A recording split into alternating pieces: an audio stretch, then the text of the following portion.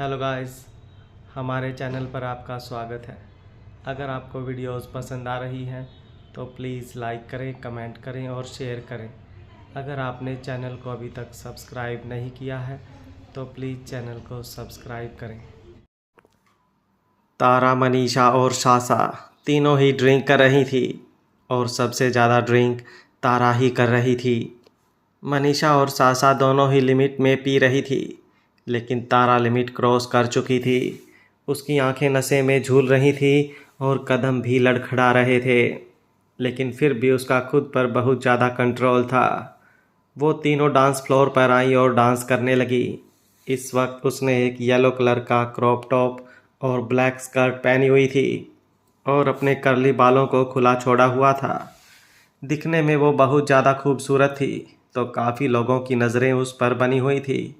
कुछ लड़के तो उसे बहुत ही ज़्यादा घूर घूर कर देख रहे थे, लेकिन उसकी नज़रें किसी पर भी टिकी नहीं हुई थी।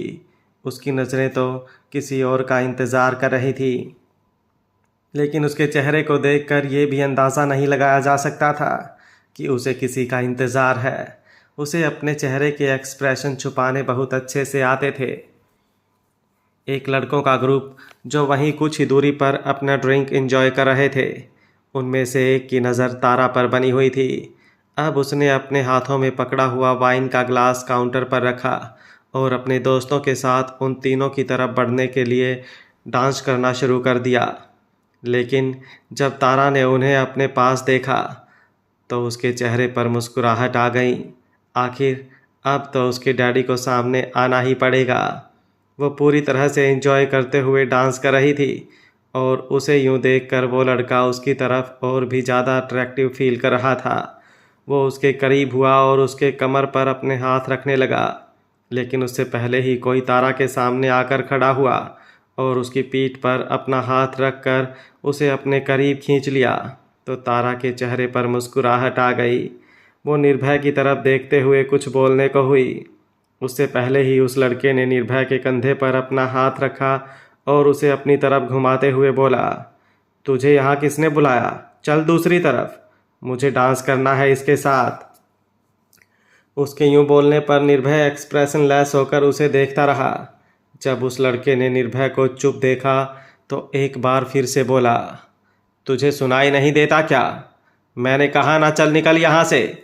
उस लड़के के साथ जो लड़के थे वो भी उसके साथ आकर खड़े हो चुके थे, जैसे न जाने वहाँ पर कौन सा युद्ध शुरू होने वाला हो।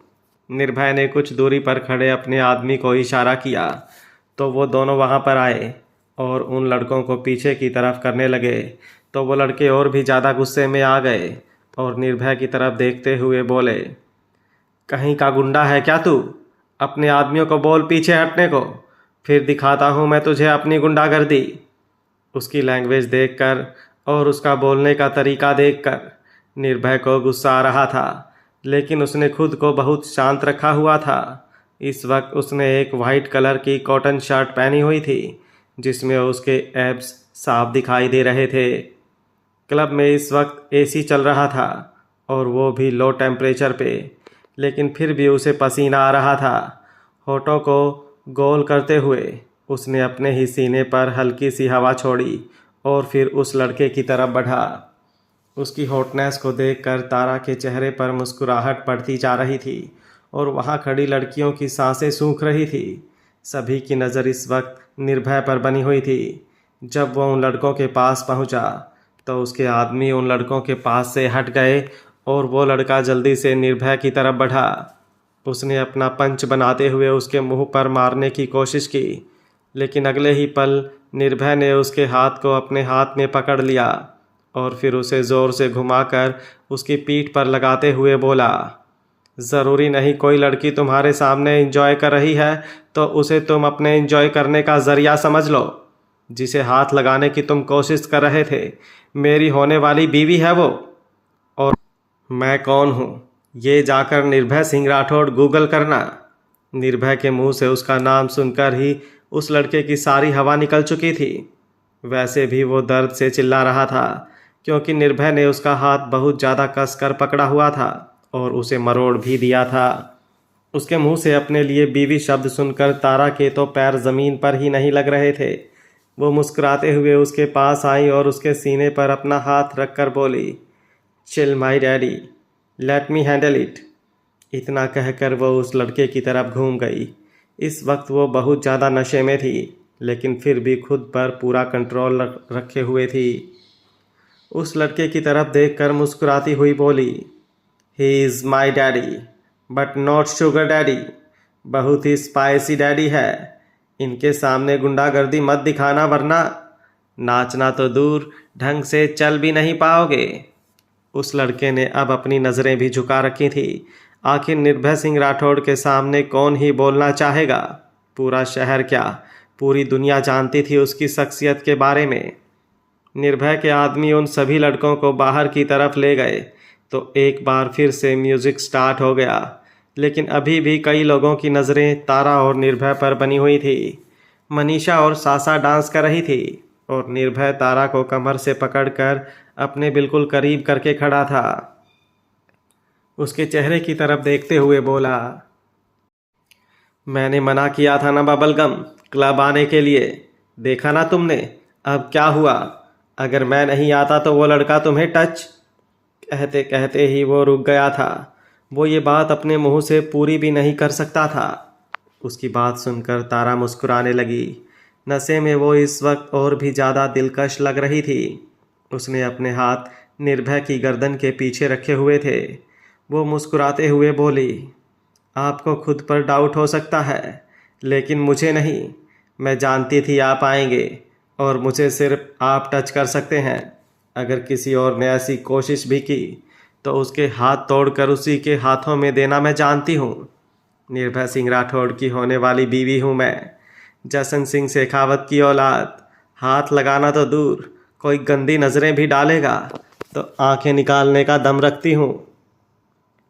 शेखावत मैंशन। तक्षक की गाड़ी शेखावत मैंशन में एंटर हो चुकी थी और आवाज़ सुनकर ही किचन में खड़ी आरजू की धड़कनें बढ़ चुकी थी। उसने मिरर विंडो पर देखा जहां तक्षक उसे अंदर आता हुआ दिखाई दे रहा था और उसे देखकर वो जल्दी से पीछे हो गई। लेकिन तक्षक की नज़र उस पर आ चुकी थी। वो मुस्कुराया और सीधा अपने कमरे की तरफ बढ़ गया तो दरवाजे के पीछे खड़ी आरजू हैरानी से उसे देखती रही।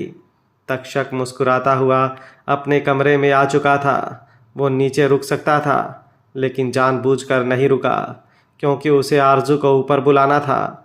अब वो सीधा सीधा तो उसे ऊपर बुला नहीं सकता था, इसलिए खुद ही ऊपर आ गया था कि वो खुद खाना लेकर ऊपर आ जाए। उसने जल्दी से अपने कपड़े लिए और वॉशरूम में चला गया ताकि आरजू के आने से पहले पहले बाहर आ जाए। आरजू नीचे किचन के बाहर खड़ी उसका इंतज़ार कर रही थी। वहाँ पर 2 सर्वेंट भी खड़े थे जो उसके ऑर्डर का इंतज़ार कर रहे थे, लेकिन आरजू उन्हें जाने नहीं दे रही थी। उसे लगा तक्षक नीचे डाइनिंग हॉल में बैठकर खाना खाएगा, लेकिन वो तो सीधा ऊपर चला गया। वो सोच रही थी कि वो उसके कमरे में खाना लेकर कैसे जाए। कुछ देर वह यूं ही चलती रही और सोचती रही, लेकिन फिर आखिर हार मानकर वापस किचन में आई और तक्षक के लिए खाना ट्रे में लगाने लगी। अब उसने उन दोनों सर्वेंट को रेस्ट रूम में भेज दिया था। तक्षक के रूम में जाने का सोचकर ही उसकी धड़कनें तेजी से बढ़ रही थी। ना जाने वो उसे अपने कमरे में देखकर कैसे रिएक्ट करेगा।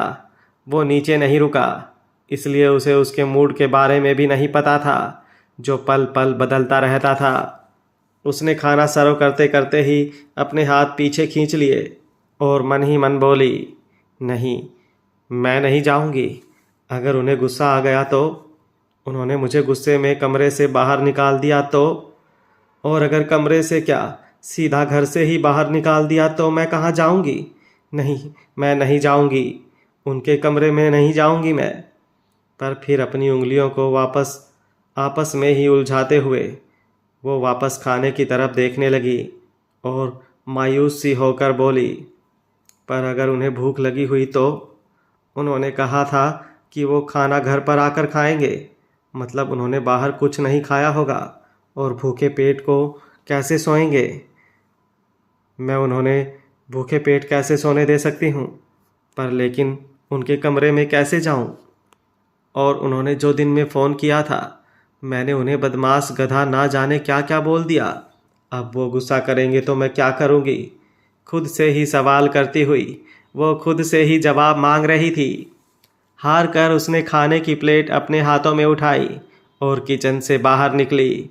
हर बढ़ते कदम के साथ उसकी धड़कनें भी बढ़ रही थी और सांसों ने भी रफ्तार पकड़ ली थी। एक गहरी सांस लेते हुए उसने दरवाज़ा खोला और अंदर आई। अंदर कमरे में उसने नज़र डाली, लेकिन उसे तक्षक दिखाई नहीं दिया। तो उसने राहत की सांस ली। बाथरूम से उसे पानी की आवाज़ आ रही थी, तो उसे लगा कि तक्षक नहा रहा है। इसलिए उसने जल्दी से टेबल पर अच्छे से खाना लगाया और फिर वापस आने के लिए दरवाजे की तरफ बढ़ गई।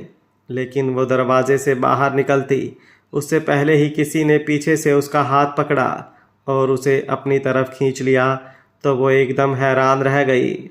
उसकी सांसों में एक तूफान सा आ गया था।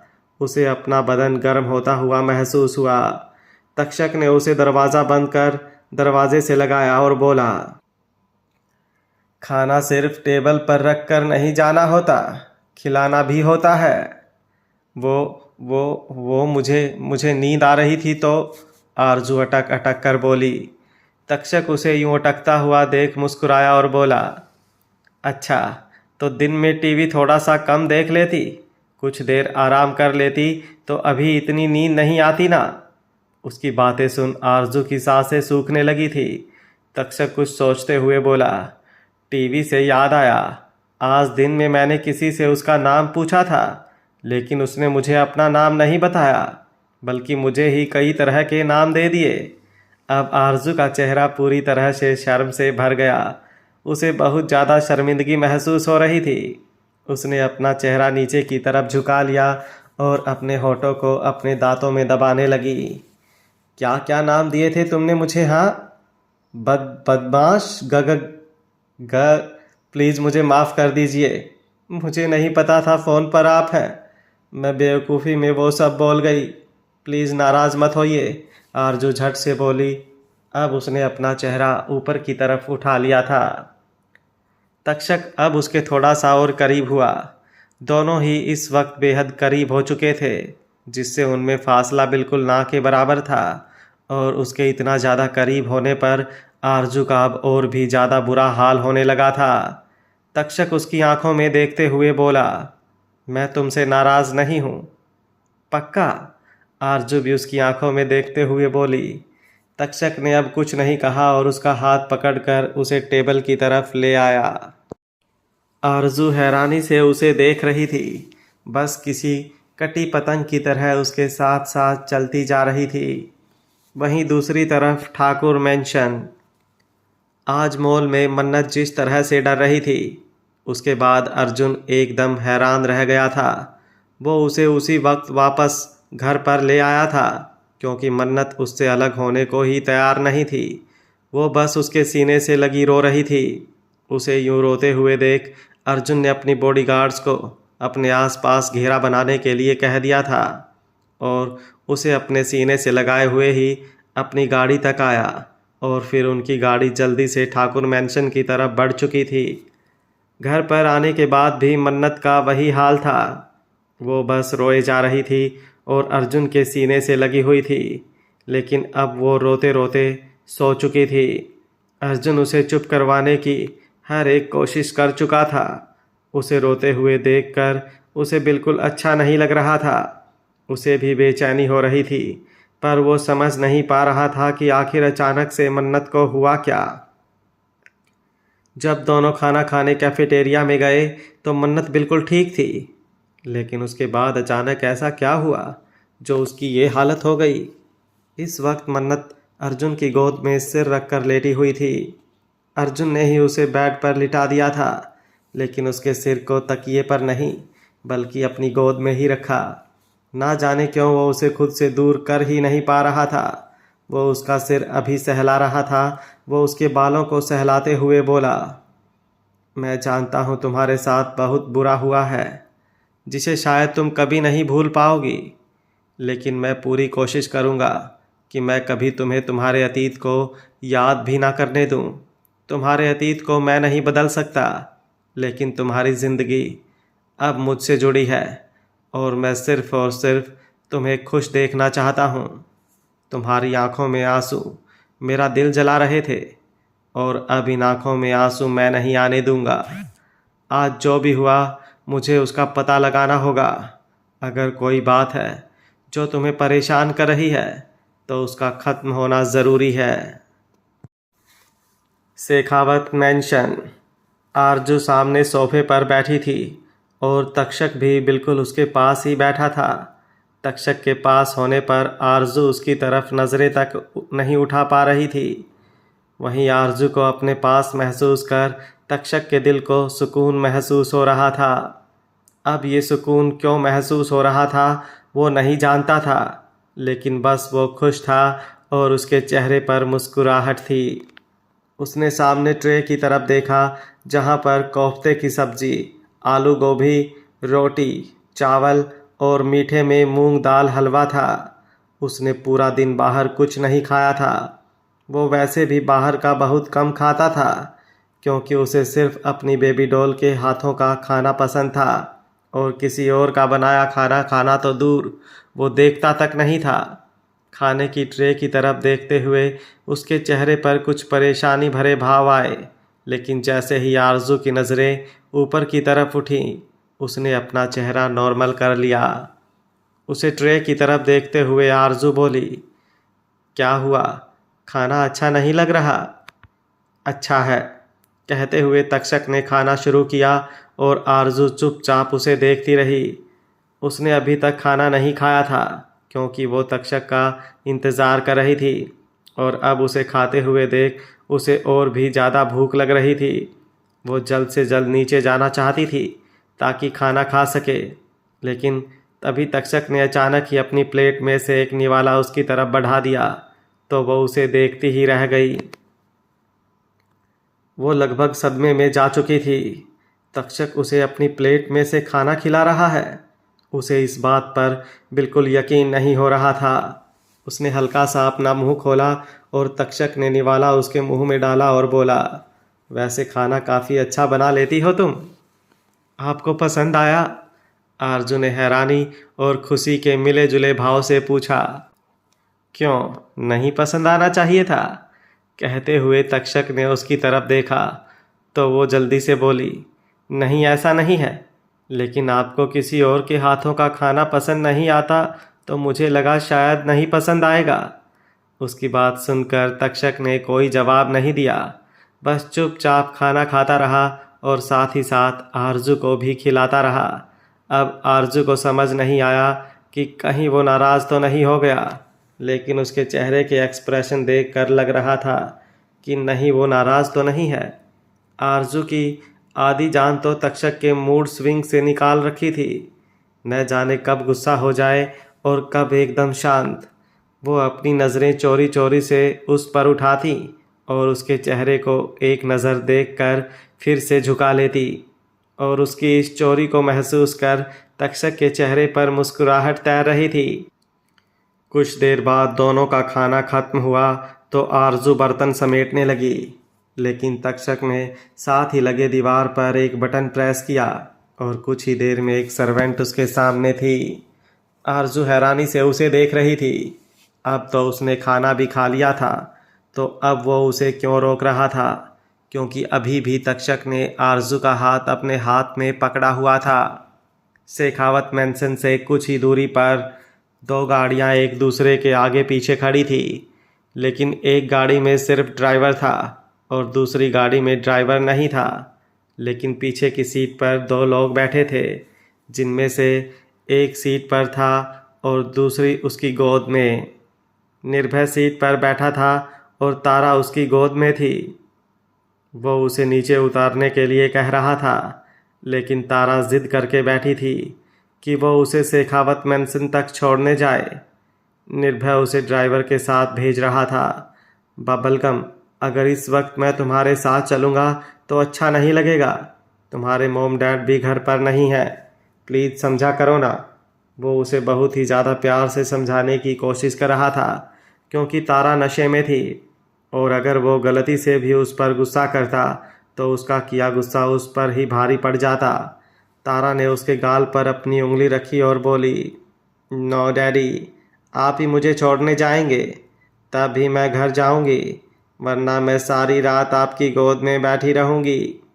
वैसे भी मुझे यहाँ पर बैठकर अच्छा लग रहा है।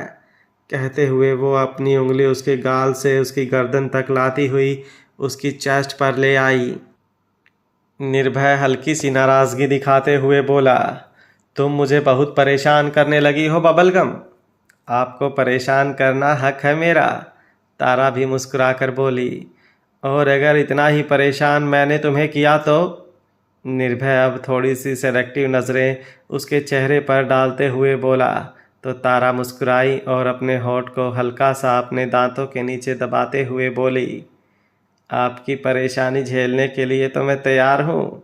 बस इंतज़ार है उस वक्त का जब आप मुझे परेशान करेंगे। पर आप तो मुझे परेशान करते ही नहीं, बल्कि मैं आपको परेशान करती हूँ, तो अब वो भी नहीं करने देते। अच्छा, तो क्या करना है तुम्हें?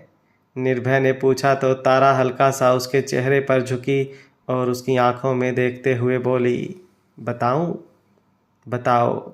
निर्भय ने भी उसी के अंदाज में कहा।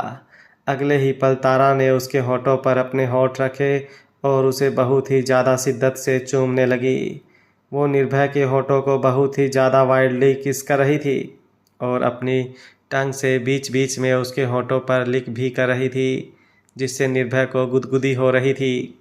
निर्भय ने उसकी कमर पर अपने हाथ रखे हुए थे और अब वो हाथ बहुत ज़्यादा कस चुके थे और उसके हाथों की पकड़ मजबूत होते हुए देख तारा और भी ज़्यादा पैसन से उसे चूम रही थी। कुछ देर यूं ही उसके होठों को चूमने के बाद तारा ने उसके होठों को छोड़ा और अपने होठ उसकी गर्दन पर रखे तो निर्भय ने जल्दी से उसकी पीठ पर अपना हाथ रखा और बोला, stop it bubblegum, it's making me crazy, I don't वाना लूज माई कंट्रोल। उसके कहने पर तारा मुस्कुराई और उसकी गर्दन से अपने होंठ हटाकर उसके चेहरे की तरफ देखते हुए बोली, आप अपना कंट्रोल कभी नहीं खो सकते निर्भय सिंह। आज उसने पहली बार निर्भय को निर्भय कहकर पुकारा था, वरना वो हमेशा उसे डैडी बुलाती थी, उसके स्पाइसी डैडी। अच्छा, इतना यकीन है तुम्हें मुझ पर?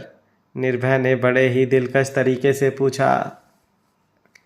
तारा ने उसकी गर्दन की तरफ देखा जहां अभी अभी उसने लव बाइट दी थी। वो बिल्कुल उसके सीने के ऊपर था, जहां पर उसकी शर्ट के 2 बटन खुले हुए थे और उसकी ब्रॉड चेस्ट साफ दिखाई दे रही थी। उसकी वो अट्रैक्टिव चेस्ट हमेशा तारा को अपनी तरफ अट्रैक्ट करती थी।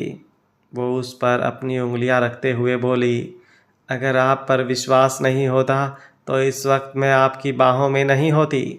जैसे ही उसने ये बात कही, अब निर्भय ने उसके सिर के पीछे अपने हाथ रखे और उसके चेहरे को अपने चेहरे पर झुका लिया और अब खुद किस करने लगा और ये किस भी बहुत ज़्यादा वाइल्ड थी। शेखावत मेंशन। वो सर्वेंट ट्रॉली में सभी बर्तन ले गई तो आरजू तक्षक की तरफ देखते हुए बोली, अब मैं जाऊं? क्या कहा? तक्षक ऐसे पूछने लगा जैसे उसे कुछ सुना ही ना हो। आरजू ने अब थोड़ी और भी ज़्यादा हैरानी से उसे देखा और बोली, आपने खाना खा लिया, अब मैं जाऊं? जाना है तो चली जाओ, तक्षक ने कहा। आरजू बस उसका मुंह देखती रह गई। ये क्या मतलब हुआ, जाना है तो चली जाओ? ऐसे जवाब कौन देता है? अपनी बात कहते हुए तक्षक ने उसका हाथ छोड़ दिया था। वो अपनी जगह से खड़ी हुई, लेकिन जैसे ही उसने एक कदम आगे बढ़ाया, तक्षक ने एक बार फिर से उसका हाथ पकड़ा और उसे इस बार खींच लिया तो वो सीधा सोफे पर उसके ऊपर ही आकर गिरी।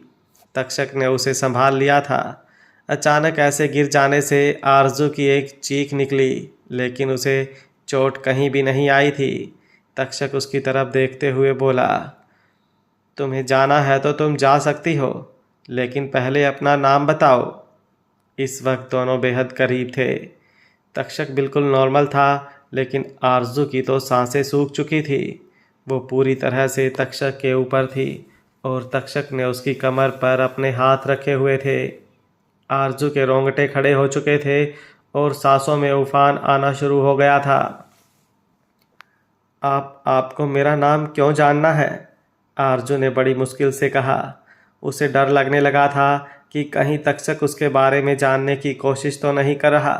अगर वो उसे अपना नाम बताएगी तो कहीं तक्षक उसकी बाकी इन्फॉर्मेशन ना निकाल ले, और फिर अगर उसे पता चला कि वो एक वेश्या है तो। सोचते सोचते ही वो बहुत डर चुकी थी। तक्षक मुस्कुराया और बोला, नाम जानने के लिए कोई कारण देना ज़रूरी होता है क्या? बेवजह तुम मुझे अपना नाम नहीं बता सकती क्या? उसकी बात सुन आरजू उसकी तरफ देखती ही रह गई थी, लेकिन तभी अचानक से बाहर कुछ गिरने की आवाज़ आई तो वो एक झटके से उससे अलग हो गई। बाहर तारा आ चुकी थी और गलती से उसका हाथ वहाँ पर रखे वास पर लग गया था। हमेशा की तरह निर्भय ही उसके आगे झुका था और वो उसे शेखावत मैंसन के बाहर तक छोड़ कर गया था, क्योंकि वो नशे में लड़खड़ाती हुई आ रही थी। नीचे गिरकर वो वास टूट चुका था और उसी आवाज़ से आरजू तक्षक से अलग हो गई थी। तक्षक की पकड़ एकदम से ढीली थी, इसलिए वो उसे पकड़ नहीं पाया। वास को टूटते हुए देख तारा मुस्कुराई और बोली, ड्रिंक मैंने की है, लेकिन नशा तुम्हें हो चुका है, इसीलिए तो इधर उधर गिर रहे हो। Very bad bro. उस वास से बात करते हुए एक बार फिर से मुस्कुराई और अपने कमरे की तरफ बढ़ गई। तक्षक की पकड़ से छूटते ही आरजू अपनी जगह पर खड़ी हो चुकी थी और अब वो जल्दी से दरवाजे की तरफ बढ़ गई। उसने दरवाज़ा खोला और बाहर की तरफ देखा, लेकिन उसे कोई दिखाई नहीं दिया। उसकी सांसें तेज़ी से बढ़ी हुई थी, जैसे ना जाने उसकी कोई चोरी पकड़ी गई हो। उसे डर लगने लगा था कि कहीं उसे तक्षक के साथ कोई ऐसे देख ना ले। अब वो जल्दी से वहाँ से जाने लगी, लेकिन वो जाती उससे पहले ही एक बार फिर से तक्षक ने उसका हाथ पकड़ लिया और इस बार थोड़ा ज़ोर से उसे खींचते हुए दीवार से लगा दिया और फिर उसकी दोनों तरफ अपने हाथ रख दिए। मुश्किल से आरजू की कंट्रोल हुई सांसों में एक बार फिर से उफान आ चुका था। डर से उसके चेहरे पर थोड़ा थोड़ा पसीना भी साफ दिखाई दे रहा था। अपनी बड़ी बड़ी कजरारी आंखों से वो तक्षक की तरफ देख रही थी और तक्षक की नज़रें भी उसके चेहरे पर टिकी हुई थी। दोनों इस वक्त बेहद करीब थे। आरजू बड़ी धीमी आवाज़ में बोली, मुझे चलना चाहिए। चली जाना, लेकिन पहले नाम बताओ, तक्षक ने कहा। उसके सवाल से एक बार फिर से आरजू की मुश्किलें बढ़ने लगी थी। वो उसे अपना नाम नहीं बताना चाहती थी, लेकिन अब उसके पास कोई और सलूशन भी नहीं था। उसने उसके सीने पर अपने हाथ रखे तो तक्षक की धड़कन भी एकदम से बढ़ गई। उसे अपना दिल पहली बार पागल सा महसूस हुआ, जो किसी के छूने भर से, गुस्से से नहीं बल्कि एक अलग ही बेचैनी से पागल हो रहा था। उसने उसके हाथ पर अपना हाथ रखना चाहा, लेकिन उससे पहले ही आरजू ने उसे हल्का सा धक्का दिया और बोली, आरजू। इतना कहकर वो जल्दी से दरवाजे से बाहर निकली और अपने कमरे की तरफ भाग गई। तक्षक अपनी जगह पर खड़ा खड़ा लड़खड़ा गया। उसके होठों से बड़ी ही दिलकश मुस्कुराहट के साथ निकला, आरजू। आरजू जल्दी से अपने कमरे में आई और दरवाज़ा बंद कर दरवाजे के साथ ही लग कर खड़ी हो गई।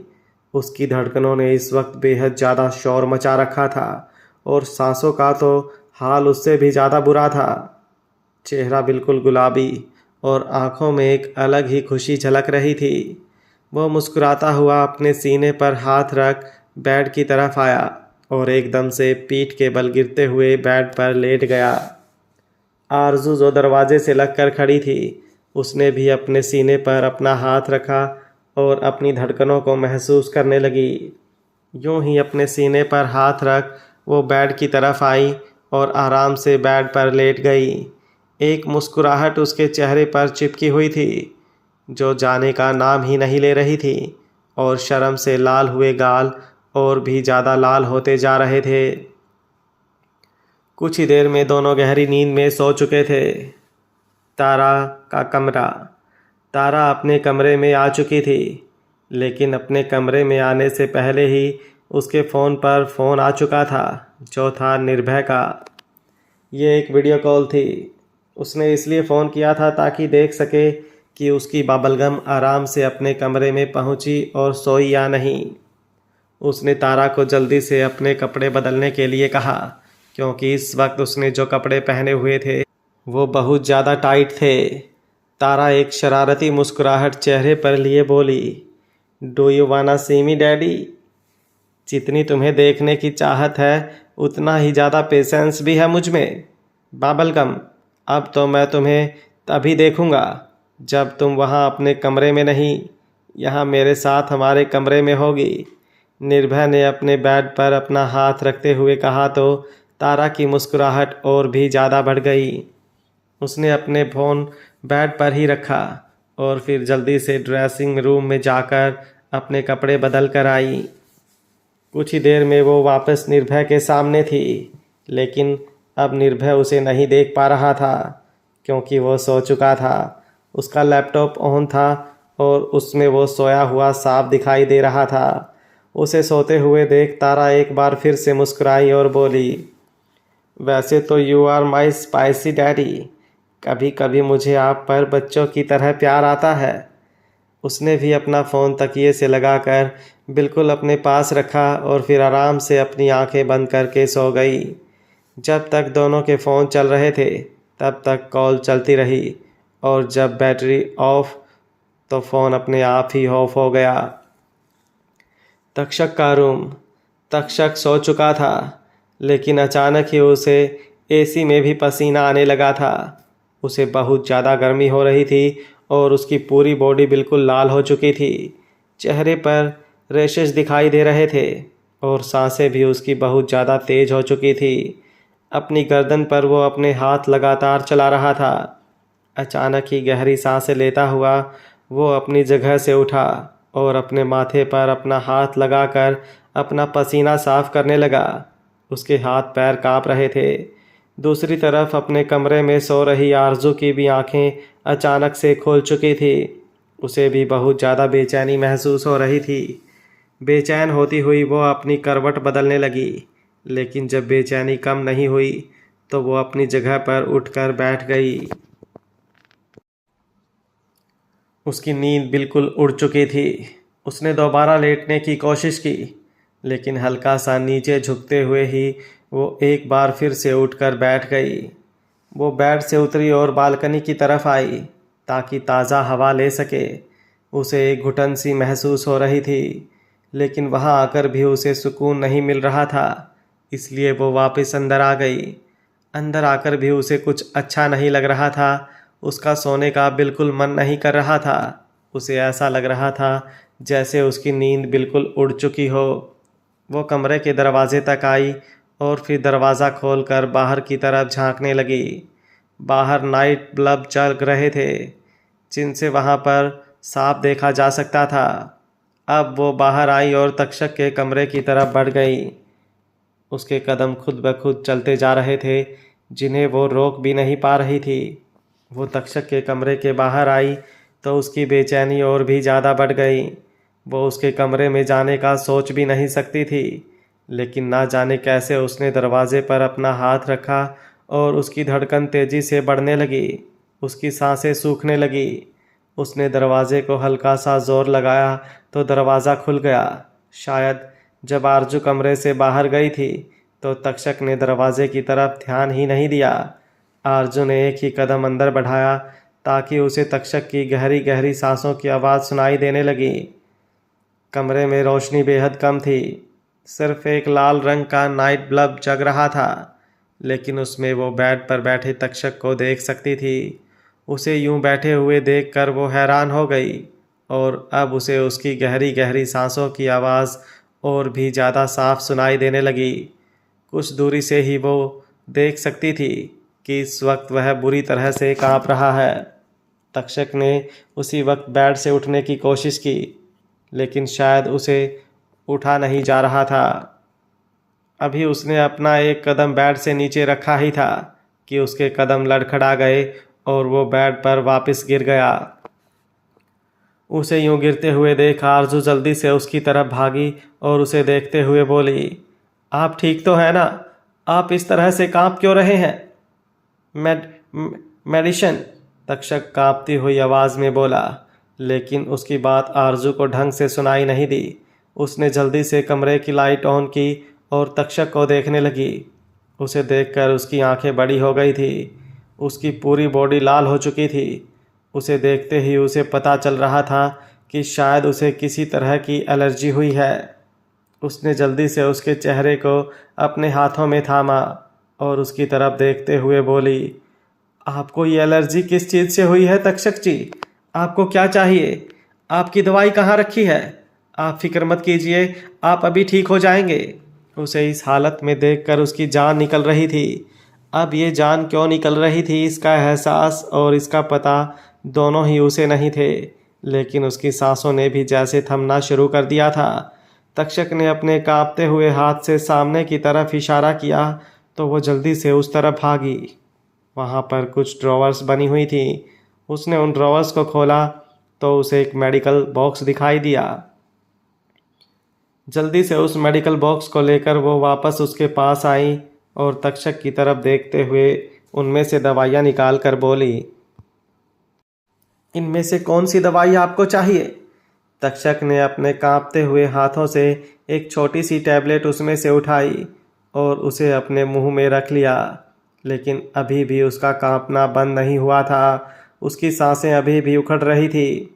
आरजू ने जल्दी से उस मेडिकल बॉक्स को टेबल पर रखा और फिर वापस तक्षक के पास आई। उसने पानी का गिलास साइड टेबल से उठाया और उसकी तरफ बढ़ाया, लेकिन तक्षक ने उसे पीने से मना कर दिया। पानी का गिलास वापस टेबल पर रखकर आरजू ने एक बार फिर से उसके चेहरे को अपने हाथों में थाम लिया। इस पल उसे इस बात की कोई फिक्र नहीं थी कि वो किस तरह से तक्षक के पास है। उसे बस सिर्फ उसकी फिक्र थी, वो किसी तरह उसे संभालना चाहती थी, उसकी तकलीफ़ को दूर करना चाहती थी। उसने तक्षक का चेहरा पूरी तरह से अपने हाथों में थाम लिया था, जिससे उसका चेहरा आरजू के सीने पर लगा हुआ था। वो उसके साथ बैठ गई और उसके चेहरे को और बालों को सहलाने लगी। उसके चेहरे पर जितना भी पसीना आ रहा था वो सारा अपने दुपट्टे से साफ कर रही थी। धीरे धीरे तक्षक की सांसें ठीक हो रही थी। उसने खुद को पूरी तरह से आरजू पर ढीला छोड़ रखा था और उसके हाथ आरजू की कमर पर थे। आरजू ने भी उसे अच्छे से अपने ऊपर संभाला और फिर बेड रेस्ट पर लगकर बैठ गई। करीबन 15-20 मिनट बीत चुके थे और तक्षक अभी भी उसके सीने पर अपना सिर टिकाए उसके ऊपर ही झुका हुआ था, लेकिन अब उसकी सांसें नॉर्मल हो चुकी थी, पर उसकी आंखें बंद थी। शायद वो नींद में जा रहा था। आरजू ने अपना चेहरा नीचे की तरफ झुकाकर उसके चेहरे की तरफ देखा। तकलीफ़ उसके चेहरे पर साफ महसूस की जा सकती थी। उसने अपने होठों को गोल किया और उसके चेहरे पर फूंक मारने लगी, क्योंकि एसी में भी तक्षक का चेहरा बार बार पसीने से भर रहा था। वो कुछ देर यूं ही उसके चेहरे पर अपने होठों से ठंडक देती रही और फिर एक बार फिर से अपना चेहरा ऊपर उठाकर बेड रेस्ट पर लगाकर बैठ गई। वो तक्षक को बिल्कुल डिस्टर्ब नहीं करना चाहती थी। बड़ी मुश्किल से उसकी सांसें नॉर्मल हुई थी और उसके चेहरे पर जो रैशेस हुए थे वो जाने लगे थे। उसे समझ नहीं आ रहा था कि तक्षक को एलर्जी हुई किस चीज़ से। वो सोचने लगी, जब वो घर पर आया था तो बिल्कुल ठीक था, लेकिन खाना खाने के बाद। सोचते हुए वो मन ही मन बोली, इसका मतलब मैंने जो खाना बनाया था उसी की वजह से आपको ये एलर्जी हुई है, और शायद आप जानते थे अपने एलर्जी के बारे में, लेकिन फिर भी आपने वो खाना खा लिया। क्यों तक्षक जी, आपने ऐसा क्यों किया? कहते हुए उसकी आंखों में नमी आ गई थी, और कब वो नमी आंसू बनकर उसके गालों से लुढ़क गई उसे पता नहीं चला। और वो आंसू अब तक्षक के चेहरे पर बिखर रहे थे, क्योंकि उसका चेहरा बिल्कुल उसकी गर्दन पर था। ना जाने रोते रोते कब आरजू को नींद आ गई और वो यूं ही तक्षक का चेहरा अपने सीने से लगाए बैठी बैठी ही सो गई। जहाँ एक तरफ सुबह होने पर तक्षक और आरजू दोनों एक साथ एक दूसरे के सिर से सिर जोड़कर सो रहे थे, वहीं दूसरी तरफ ठाकुर मैंशन में मन्नत की आंखें खुल चुकी थी। कल रात में वो रोते रोते सो चुकी थी। मॉल में उसने जो देखा उसके बाद उसका रोना रुक ही नहीं रहा था। अर्जुन उसे चुप करवाने की कोशिश कर रहा था, लेकिन वो चुप हो नहीं रही थी। पर फिर भी अर्जुन ने उसे सुला ज़रूर दिया था। उसने कोशिश की जानने की कि कल मॉल में ऐसा क्या हुआ, लेकिन अब तक उसे कुछ पता नहीं चला था। मन्नत ने अपनी आंखें खोली और अर्जुन के चेहरे की तरफ देखने लगी, जो उसके चेहरे के बिल्कुल करीब था। वो अर्जुन के सीने से लगकर ही सो रही थी। उसे देखते हुए वो हल्का सा मुस्कुराई, लेकिन एक बार फिर से उसे कल की कुछ तस्वीरें उसके दिमाग में ताज़ा हो गईं। उसकी आंखें भर आईं और वो एक झटके से खड़ी हो गई। उसके इस तरह खड़े होने से अर्जुन की भी आँख खुल गई, और जब उसने मन्नत को एक बार फिर से नम आँखों के साथ देखा तो वह फिर से बेचैन हो उठा। उसने उसका चेहरा अपने हाथों में थामा और उसकी आंखों में देखते हुए बोला, जब तक तुम मुझे बताओगी नहीं कि प्रॉब्लम क्या है, मैं उसका सलूशन कैसे निकालूंगा। रोने से तो कुछ नहीं होगा ना। तुम मुझे अपने रोने की वजह बताओ। अगर मैं इस वजह को ख़त्म नहीं करूं तो शिकायत करना, लेकिन प्लीज़ इस तरह से रो मत। तुम्हारे आंसू तुम्हें कितनी तकलीफ़ दे रहे हैं ये तुम्हें पता होगा, लेकिन तुम ये नहीं जानते कि तुम्हारे आंसू मुझे भी बहुत ज़्यादा तकलीफ़ दे रहे हैं। उसकी बात सुन मन्नत ने नज़रें उठाकर उसकी तरफ देखा। वो उसे देखते हुए मन ही मन बोली, कैसे बताऊं आपको कि क्या कारण है। आप जानते हैं कि मेरा अतीत क्या है, लेकिन शायद ये बात नहीं जानते कि अतीत जैसा भी हो पीछा कभी नहीं छोड़ता। आप मुझे अपने साथ अपने घर तो ले आए, लेकिन मेरा अतीत भी आपके साथ ही इस घर में आ गया। आप मुझे अपने साथ बाहर की दुनिया में लेकर जाना चाहते हैं, लेकिन उस दुनिया में वही दरिंदे घूम रहे हैं जिन्होंने मुझसे मेरा सब कुछ छीन लिया, और उनमें से कुछ दरिंदे शायद आपके साथ जुड़े हुए हैं। अगर किसी की नज़र भी मुझ पर पड़ी तो मेरी वजह से आपकी इज्जत को भी दाग लग जाएगा। बिना मेरे एक बार कहे भी आपने मुझे अपनी दुनिया में शामिल कर लिया, जहां लोग रिश्तों के जिक्र से भी डरते हैं।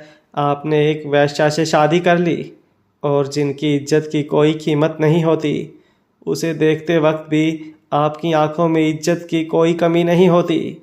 तो कैसे मैं आपकी इज्जत पर कोई दाग लगने दे सकती हूँ। नहीं, मैं ऐसा बिल्कुल नहीं कर सकती। मेरी वजह से अगर किसी ने आप पर उंगली उठाई तो मैं बर्दाश्त नहीं कर पाऊँगी। मैं नहीं जानती प्यार मोहब्बत क्या होता है, लेकिन इतना जानती हूँ कि अगर कभी मेरे नसीब में ये अल्फाज हुए तो इनका रिश्ता आपसे होगा, और आपके अलावा कोई नहीं है मेरा दुनिया में।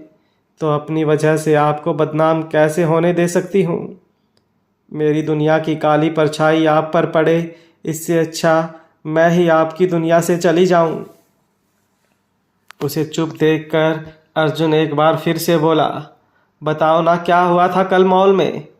किसी को देखा तुमने? जो लोग तुम्हारा पीछा कर रहे थे, क्या उनमें से कोई था? तुम क्यों डर रही हो?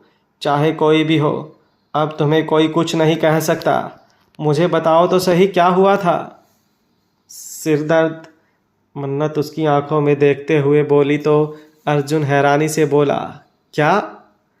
कल मेरा सिर दर्द हो रहा था तो मुझे रोना आ रहा था, लेकिन अब ठीक है, आप फिक्र मत कीजिए। उसका जवाब अर्जुन को अजीब लगा, लेकिन उसने कुछ कहा नहीं।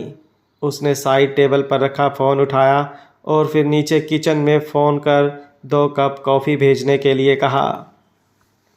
शेखावत मैंशन। तक्षक और आरजू दोनों अभी भी एक दूसरे का सहारा लिए सो रहे थे। तक्षक की नींद खुली तो उसे अपना चेहरा किसी के हाथों में महसूस हुआ।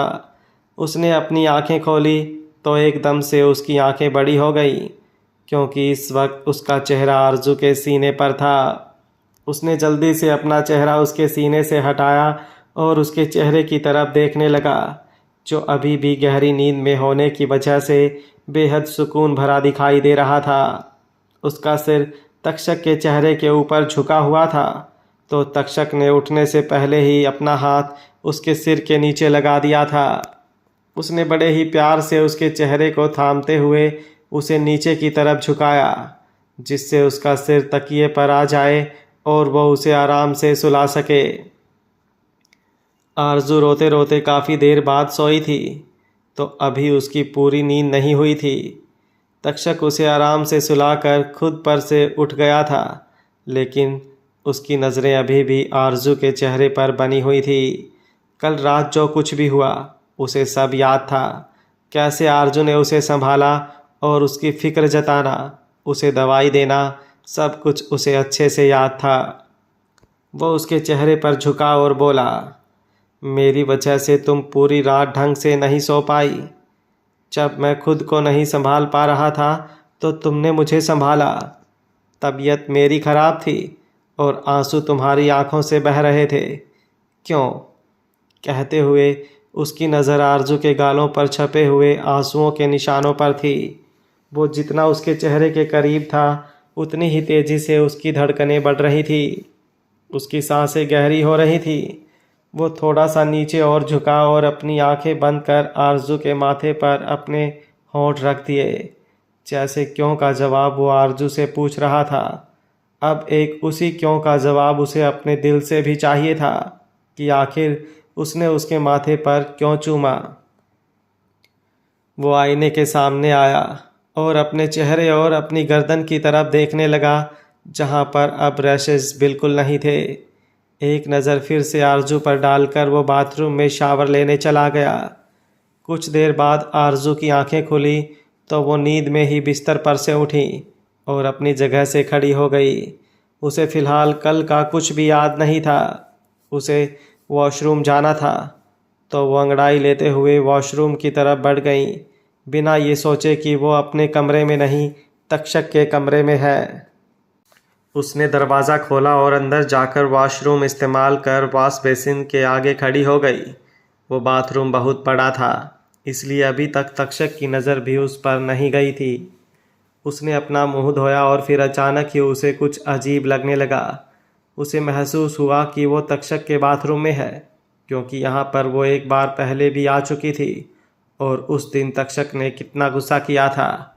अगले ही पल उसे कल रात की सारी बातें याद आ चुकी थी।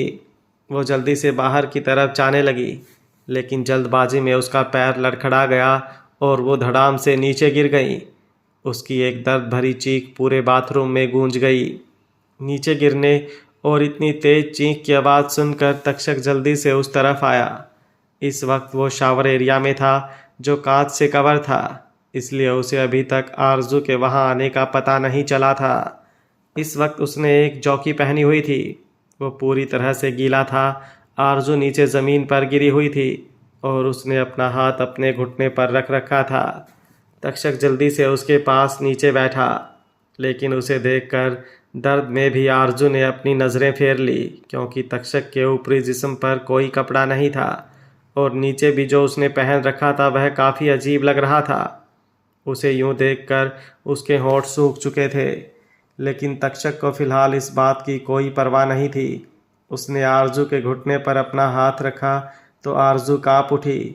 उसने जल्दी से उसके हाथ के नीचे अपना हाथ लगा लिया। पानी में भीगे होने की वजह से तक्षक के बालों और चेहरे से पानी की बूंदें उसके हाथ पर गिर रही थी। आरजू की सिसकियां निकल रही थी। उसे सच में घुटने पर बहुत ज़्यादा चोट लगी थी। उसे यहाँ पर पहले भी चोट लगी हुई थी, इसलिए अब जब दोबारा लगी तो दर्द बहुत ही ज़्यादा हो रहा था। तक्षक उसे देखते हुए बोला, दर्द हो रहा है? आरजू क्या जवाब देती? उसके आंसू ही सारा जवाब दे रहे थे। उसने उठने की कोशिश की, लेकिन उससे उठा नहीं जा रहा था। अपना पैर ज़मीन पर अच्छे से रखते वक्त भी उसे दर्द हो रहा था। उसे यूं दर्द में तड़पते देख तक्षक ने उसे अपनी गोद में उठा लिया तो आरजू एकदम हैरान रह गई। उसकी बाहें तक्षक की गर्दन पर लिपट चुकी थी और उसकी नज़रें तक्षक के चेहरे पर अभी भी बनी हुई थी। उसकी सांसें फिर से तेज़ी से चलने लगी थी। तक्षक का वो बिना कपड़ों की ब्रॉड चेस्ट की तरफ देखते हुए उसे कुछ कुछ होने लगा था। वो उस तरफ देखना नहीं चाहती थी, लेकिन फिर भी नज़र अपने आप ही फिसल रही थी।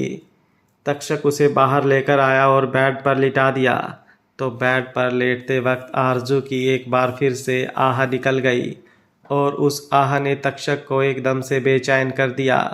वो जल्दी से उसके घुटने की तरफ बढ़ा और उस पर अपने हाथ रखते हुए बोला, शायद तुम्हें मौज आ गई है स्नोफ्लेक, फिक्र मत करो, मैं अभी स्प्रे लगा देता हूँ, ठीक हो जाएगा। कहकर वो जल्दी से मेडिकल बॉक्स में से स्प्रे ढूंढने लगा।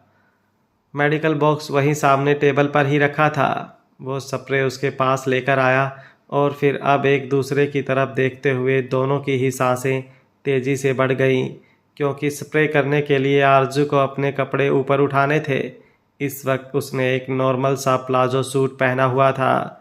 तक्षक नीचे झुका और उसके कपड़े पर अपना हाथ रख कर उसे ऊपर की तरफ उठाने लगा तो आरजू ने उसके हाथ पर अपना हाथ रखा और बढ़ती हुई धड़कनों को मुश्किल से काबू करते हुए बोली, आप रहने दीजिए, मैं कर लूँगी, हाथ हटाओ। तक्षक थोड़ी सी सख्ती से बोला तो आरजू बस उसकी तरफ देखती ही रह गई, लेकिन अभी उसने अपना हाथ नहीं हटाया था।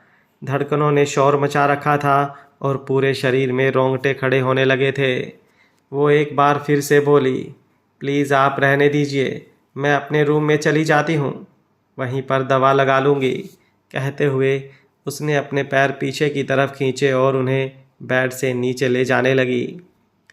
तक्षक ने अब उसके दोनों पैरों पर अपने हाथ रख दिए थे और उसके चेहरे की तरफ देखने लगा। इस वक्त उसके चेहरे पर कोई भाव नहीं थे और उसे यूं देखकर आरजू को उससे डर लग रहा था। सच में एक पल में ही उसका मूड बदल जाता था। उसे यूं ही देखते हुए तक्षक ने अब खुद उसका हाथ उसके कपड़ों के ऊपर से हटाया और फिर धीरे धीरे उसका कपड़ा भी ऊपर की तरफ सरका दिया। जैसे जैसे वह उसके कपड़े को ऊपर की तरफ लेकर जा रहा था, आरजू की पलकें झुकती जा रही थी और अब उसकी आंखें बिल्कुल बंद हो चुकी थी। उसने बेड पर रखे अपने हाथों की मुट्ठियां बेड शीट को अपने हाथों में भरते हुए बंद कर ली थी। तक्षक की नज़रें अभी तक उसके चेहरे पर थी, लेकिन अब उसने अपनी आंखें नीचे की तरफ की और उसके घुटने की तरफ देखने लगा, जहां पर पूरा लाल निशान बना हुआ था। गिरते वक्त शायद वह घुटने के बल गिरी, इसलिए वहां पर मोच आ चुकी थी। तभी उसका ध्यान थोड़ा सा ऊपर की तरफ गया, जहां पर देखते हुए उसकी आंखों में गुस्सा तैरने लगा, क्योंकि वहां पर उसकी किसी पुरानी चोट के निशान थे और उन निशानों के साथ ही साथ वहां पर सिगरेट से जलाने के निशान भी थे। उन सब को देखते हुए उसने एक बार फिर से आरजू की तरफ देखा, जो अपनी आंखें बंद किए बैठी थी। शायद वो जानती थी कि वहाँ पर वो शब निशान हैं, इसलिए खुद को तक्षक से छुपाना चाहती थी। उसकी वो बड़ी हुई सांसें तक्षक महसूस कर सकता था। उन सभी चोटों को देखकर उसका मन किया कि जिसने भी आरजू को ये तकलीफ़ दी है, इससे भी कई गुना तकलीफ़ वो उस इंसान को दे, उसकी ऐसी हालत कर दे कि ना वो जीने लायक रहे और ना ही मरने लायक। उसने खुद को शांत किया, लेकिन इन सब पर तो जाने वाला था, लेकिन सबसे पहले उसे आरजू को संभालना था। उसने उसके घुटने पर स्प्रे लगाई और फिर वहाँ पर वो जख्म था जहाँ पर एक दूसरी दवा लगाई, और वो भी बिना आरजू से कुछ कहे और उसको बताए, लेकिन बंद आँखों से भी आरजू सब कुछ महसूस कर सकती थी। तक्षक के हाथ उसे अपने घुटने पर महसूस हो रहे थे और उसकी दवाई लगाती उंगलियां लगातार उसके तन पर चल रही थी, जो उसे सुकून भी दे रही थी और साथ ही साथ उसके जिस्म में एक बिजली सी भी दौड़ रही थी। दवाई लगाने के बाद तक्षक ने मेडिकल बॉक्स वापस रखा और फिर अपने हाथ धोने वॉशरूम में चला गया।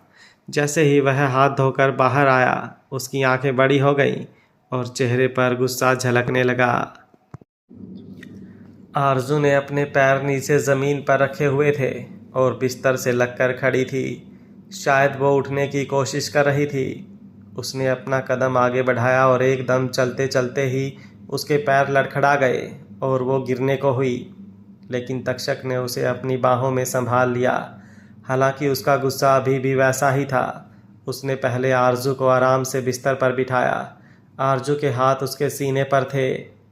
वो उसे गुस्से से देख रहा था, तो आरजू को एक बार फिर से डर लगने लगा। वो उसके कुछ कहने से पहले ही सफाई देती हुई बोली, वो मैं अपने कमरे में जाने की। क्यों, इस कमरे में तुम्हें कोई प्रॉब्लम है क्या? तक्षक गुस्से से बोला।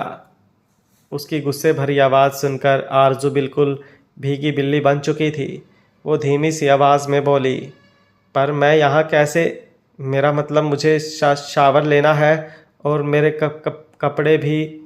वो अभी बोल रही थी कि तक्षक का ध्यान उसके कपड़ों पर गया, जो तक्षक के गीले होने की वजह से भीग चुके थे जब उसने उसे अपनी गोद में उठाया था।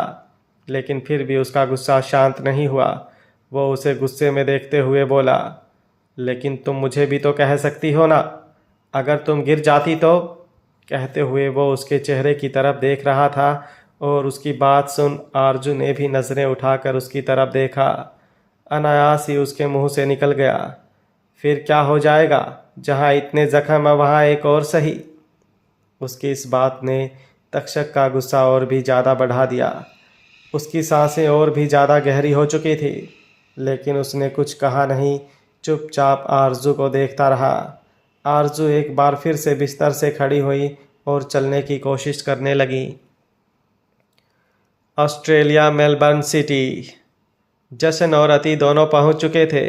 दोनों अपने प्राइवेट जेट से उतरकर विला में आए और फिर अति सीधा अपने रूम में आई और बिस्तर पर सो गई, क्योंकि वो बहुत ज़्यादा थक गई थी। इतना तो सफ़र से उसे थकावट नहीं हुई थी जितनी जसन ने अपने प्यार से कर दी थी। पूरे रास्ते उसने एक पल के लिए भी उसे नहीं छोड़ा। न जाने उसके साथ क्या क्या हरकतें करता रहा और अति खींचती रही। अभी वो आकर बिस्तर पर लेटी ही थी कि जसन भी अपने कपड़े उतार कर उसकी तरफ आने लगा। उसे यूं कपड़े उतार कर खुद की तरफ आते देख अति ने उसे घूरा और बोली, आप तो यहाँ पहुँचते ही मीटिंग में जाने वाले थे ना, इसलिए हम इतनी जल्दबाजी में आए थे। बेबी डॉल, कोई भी मीटिंग इतनी इम्पोर्टेंट नहीं हो सकती कि उसके लिए मुझे तुम्हें छोड़कर जाना पड़े, और वो भी तब जब तुम इतनी ज़्यादा सेक्सी लग रही हो। कहते हुए उसकी नज़र अति पर फिसल रही थी, जिसने इस वक्त एक जंप सूट पहना हुआ था। वो सच में काफ़ी हॉट एंड सेक्सी लग रही थी। अति उसकी तरफ देखते हुए बोली, पर आपने कहा था कि ये बिज़नेस ट्रिप आपके लिए बहुत ज़्यादा ज़रूरी है। शायद तुमने ध्यान से सुना नहीं बेबी डॉल, मैंने तुम्हें कहा था कि ये ट्रिप मेरे लिए बहुत ज़रूरी है। बिजनेस का तो मैंने नाम ही नहीं लिया। जसन ने जवाब दिया तो अति की आंखें बड़ी हो गई। मतलब जसन ने उसे बेवकूफ़ बनाया। ये कोई बिजनेस ट्रिप नहीं, वेल प्लान्ड हनीमून ट्रिप थी। उसकी औलाद भी उससे ज़्यादा दिमाग वाली है, जो अपने बाप की हरकतें एक पल में पहचान लेती हैं। बस वही नहीं समझ पाई। अब उसे खुद पर ही गुस्सा आ रहा था। जसन उसके बिल्कुल करीब पहुंच चुका था और बेड पर हाथ रख घुटनों के बल आते हुए उसके ऊपर झुका, तो अति ने उसके सीने पर अपना हाथ रखा और बोली, आप ऐसा कैसे कर सकते हैं? जसन जी, आपको पता है ना वहाँ घर पर क्या सिचुएशन है। आरजू को हमारी मदद की ज़रूरत थी, हमारे साथ की ज़रूरत थी, और आप मुझे बिजनेस के बहाने से यहाँ पर ले आए। अब वो घर पर अकेली होगी ना जाने कैसे खुद को संभाल रही होगी। अगर उसे मेरी ज़रूरत हुई तो। उसे सच में जसन पर गुस्सा आ रहा था, क्योंकि वो महसूस कर सकती थी कि आरजू की हालत क्या होगी। उसके रोकने पर भी जसन उसके ऊपर झुका और फिर उसे अपनी बाहों में समेट कर नीचे बिस्तर पर लेट गया और उसके बालों को सहलाते हुए बोला, तुम चाहे जितनी मर्जी बड़ी हो जाओ, लेकिन हमेशा वही मासूम सी बेबी डॉल ही रहोगी। जब तुम्हें मैं अच्छे से समझ नहीं आता तो मेरे बच्चे कहाँ से आएंगे? तुमने नहीं देखा, लेकिन मैंने महसूस किए हैं तक्षक की आंखों में आरजू के लिए वो एहसास जो मेरी आंखों में हमेशा तुम्हारे लिए होते हैं। तुम भूली तो नहीं होगी। जब जब तक्षक को किसी ने छुआ है या फिर उसकी चीज़ को भी किसी ने हाथ लगाया है, तो उसका गुस्सा हम दोनों में से भी कोई नहीं संभाल सकता। वो बिल्कुल कंट्रोल खो देता है खुद पर। इंसान हो या कोई चीज़, उसके लिए कुछ मैटर नहीं करता, और अपनों के अलावा कभी किसी और की तकलीफ़ ने उसे तकलीफ़ नहीं दी। लेकिन जिस दिन वो आरजू को हॉस्पिटल लेकर गया था, उसकी आंखों में तकलीफ मैंने देखी थी। उसकी बात सुनकर अति हैरानी से उसकी तरफ देखती रह गई। जसन मुस्कुराया और बोला, कई बार कुछ रिश्ते जोड़ने के लिए बातें ज़रूरी नहीं होती, बस उन रिश्तों को अकेला छोड़ दो, वह अपने आप ही जुड़ जाते हैं। जसन की बात सुनकर अति के चेहरे पर एक हल्की सी मुस्कुराहट आ गई, पर फिर भी उसने अपनी तिरछी नज़रें जसन पर डाली और बोली, भले ही आप खड़ूस क्यों ना हो, दिल की बातें अच्छे से समझ लेते हैं। जसन मुस्कुराया और बोला, हाँ, जैसे अब समझ रहा हूँ कि यू वांट मी। कहते हुए उसने अति के गाल पर अपनी उंगली रखी और अपनी उंगलियों को उसकी गर्दन तक लेकर आया तो अति सिहरने लगी। उसकी सांसें तेज हो चुकी थी। जसन ने उसे अपनी बाहों से आज़ाद किया और अच्छे से बिस्तर पर लिटाकर खुद उसके ऊपर आकर झुकने लगा तो अति ने अपनी आंखें बंद कर लीं। जसन ने अपने होंठ अति के होंठों पर रखे और उसे चूमने लगा। अति के भी हाथ उसकी पीठ पर चल रहे थे। धीरे धीरे दोनों के जिस्म एक होते हुए और वो अपने प्यार भरे पलों में खोने लगे। India Shekhawat mention. आरजू अपने पैरों पर खड़ी हो चुकी थी और तक्षक गुस्से से उसे घूर रहा था।